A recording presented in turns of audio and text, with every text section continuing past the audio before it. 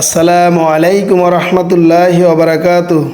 কাছে এবং দূরে, দেশ এবং দেশের বাইরে যে যেখান থেকে আমার ভিডিওটি এই মুহূর্তে দেখতেছেন, আশা করি সকলে আল্লাহর রহমতে ভালো আছেন। আলহামদুলিল্লাহ, আমিও ভালো আছি। আমি আপনাদের সঙ্গে ধারাবাহিকভাবে রসুল সাল্লাল্লাহু সাল্লামের জীবনী নিয়ে আলোচনা করব। রসুল সাল্লাল্লাহু সাল্লাম উম্মতকে পারস্পরিক হিংসা বিদ্বেষ ভুলে ভালোবাসার, সত্য বলার এবং ইসলামের 5টি মূল স্তম্ভ অনুসরণের মাধ্যমে জীবন গঠনের শিক্ষা দিয়েছেন। তিনি তার পুরো জীবন উম্মতের দুনিয়া ও আখিরাতের সফলতার জন্য উৎসর্গ করে গেছেন। যে নবীজি আমাদের জন্য এত কিছু করে গেছেন, তার জীবনী জানা খুবই দরকার। এই জন্য আমি আন্তর্জাতিক সিরাত প্রতিযোগিতায় 1182টি পাণ্ডুলিপির মধ্যে প্রথম পুরস্কারপ্রাপ্ত রসুলুল্লাহ সাল্লাল্লাহু সাল্লামের পূর্ণাঙ্গ জীবনী আর রাহিকুল মাকতুম থেকে ধারাবাহিকভাবে আলোচনা করব। এই বইটির মূল লেখক আল্লামা মাওলানা শফিউর রহমান মুবারকপুরী রহিমাহুল্লাহ। আমার ধারাবাহিক পর্বগুলো দেখার জন্য আপনারা আমার সাথেই থাকুন এবং এই সদকায়ে জারিয়ার কাজটি বেশি বেশি শেয়ার করুন এবং পরকালের নেকি এর জন্য কাজ বেশি বেশি শেয়ার করুন। আমি এখন আপনাদের সঙ্গে শেয়ার করব রসুলুল্লাহ সাল্লাল্লাহু আলাইহি সাল্লামের পূর্ণাঙ্গ জীবনী পর্ব 6। হীরার সম্রাটগণ। কুরুশ আল কাবিরের 557 থেকে 529 খ্রিস্টপূর্ব সময় থেকে নিয়ে পারস্যরা ইরাক ও তার আশেপাশের রাজ্যগুলো শাসন করত। সেখানে তাদের মোকাবেলা করার মতো কেউ ছিল না। পরিশেষে 326 খ্রিস্টাব্দে আলেকজান্ডার আল মাকদুনি তাদের বিরুদ্ধে দাঁড়ালো। প্রচণ্ড বীর বিক্রমের সঙ্গে তাদের সম্রাট দারাকে পরাজিত করে তাদেরকে ধ্বংস করে দিল। তাদের প্রভাবের কাঁটা উপড়ে দূরে ফেলে দিল। এতে করে তাদের সাম্রাজ্য টুকরো টুকরো হয়ে গেল। এ সকল অঞ্চলের শাসনকর্তাগণ মুলুকুত তাওয়ায়েফ নামে প্রসিদ্ধ ছিলেন। এভাবে 230 খ্রিস্টাব্দ পর্যন্ত এ সকল শাসনকর্তা কর্তৃক পৃথক হয়ে তাদের শাসনকার্য চালালেন। তাদের শাসনামলেই কাহতানি আরবরা হিজরত করে চলে যায় এবং ইরাকের উর্বর ভূমির কিছু এলাকা দখল করে সেখানে জীবনযাপন করতে থাকে। এরপরে আদনানীদের অনেকেও হিজরত করে সেখানে তাদের সঙ্গে মিলিত হয়। তাদের সঙ্গে তাদের ঠেলাঠেলি ও প্রতিযোগিতা চলতে থাকে। এক পর্যায়ে ইউফ্রেটিস উপদ্বীপের কিছু অংশে গিয়ে তারা সেখানে তাদের স্থায়ী আবাস গড়ে তোলে। এসব হিজরতকারীদের মধ্যে প্রথম সম্রাট ছিলেন কাহতান বংশের মালিক বিন ফাহম তানুখি। তিনি আনবারের অধিবাসী ছিলেন এবং আনবারের নিকটবর্তী স্থানে এক বর্ণনা মতে তারপর তার ভাই আমর বিন ফাহম রাজত্ব করেন। অন্য বর্ণনা মতে জামিমা বিন মালিক বিন ফাহম, তার উপাধি ছিল আব্রাস ও ওয়াজাহ। অন্যদিকে 226 খ্রিস্টাব্দে আর্দশির যখন সাসানি সাম্রাজ্যের শাসনভার গ্রহণ করেন, তখন ধীরে ধীরে পারস্য সাম্রাজ্যের হৃত গৌরব ও ক্ষমতার পুনরুদ্ধার হতে থাকে। আর্দশির পারস্যবাসীকে একটি সুশৃঙ্খল জাতিতে পরিণত করেন এবং দেশের সীমান্ত অঞ্চলে বসবাসকারী আরবদের অধীনস্থ করেন। এমন অবস্থার পরিপ্রেক্ষিতে কুজাআ গোত্র সাম্রাজ্যের দিকে গমন করেন। পক্ষান্তরে হীরা এবং আনবারের আরব বাসিন্দাগণ বশত শিকারের ব্যাপারে নমনীয় মনোভাব গ্রহণ করেন। আর্দশির সময়কালে হীরা, বাদিয়াতুল ইরাক এবং উপদ্বীপবাসীগণের রাবিয়ী এবং মুজারি গোত্রসমূহের উপর জাজিমাতুল ওয়াজ্জাদের আধিপত্য ছিল। এ থেকে এটাই বোঝা যায় যে আরববাসীদের উপর আরদোশির সরাসরি আধিপত্য বিস্তার করতে চাননি। তিনি এটা উপলব্ধি করতে সক্ষম হয়েছিলেন যে আরববাসীদের উপর সরাসরি আধিপত্য বিস্তার করার কিংবা সীমান্ত এলাকা থেকে তাদের লুটতরাজ বন্ধ করা খুব সহজে সম্ভব হবে না। এই প্রেক্ষিতে তিনি একটি বিকল্প ব্যবস্থার কথা চিন্তা করেছিলেন এবং তা ছিল যদি গোত্র থেকে একজন শাসক নিযুক্ত করা হয় তাহলে তার স্বগোত্রীয় লোকজন এবং আত্মীয় স্বজনদের পক্ষ থেকে সমর্থন ও সাহায্য লাভ সম্ভব হতে পারে। এর ফলে আরও যে একটি বিশেষ সুবিধা লাভের সম্ভাবনা ছিল তা হলো প্রয়োজনে রোমানদের বিরুদ্ধে তাদের নিকট থেকে সাহায্য গ্রহণের সুযোগ থাকবে। অধিকন্তু সাম্রাজ্যের রোম অভিমুখী আরবাধিপতিদের বিরুদ্ধে ওই সকল আরবাধিপতিদের দাঁড় করিয়ে পরিস্থিতিকে কিছুটা অনুকূল রাখা সম্ভব হতে পারে। এ প্রসঙ্গে একটি বিষয় বিশেষভাবে সময়ের জন্য মজুদ রাখা হতো, যার দ্বারা মরুভূমিতে বসবাসকারী বিদ্রোহীদের দমন করা সহজসাধ্য হতো।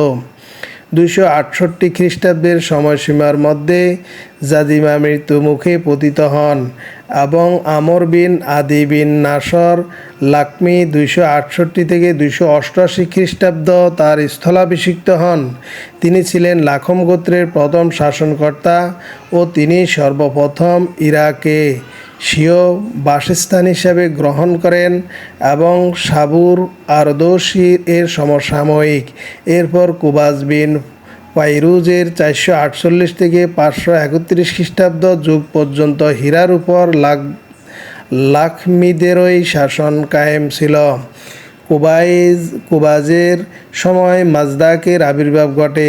তিনি ছিলেন স্বাধীনতাচেতা নরপতি। কুবাজ এবং তার বহু প্রজা মাজদাকের পৃষ্ঠপোষকতা করেছিলেন।